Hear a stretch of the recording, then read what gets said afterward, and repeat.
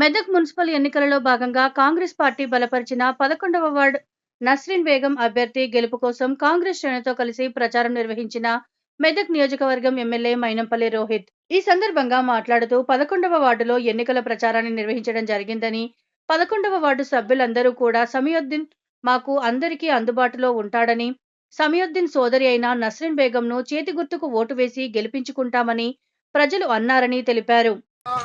11వ వార్డులో ఎన్నికల ప్రచారం నిర్వహించడం జరిగింది.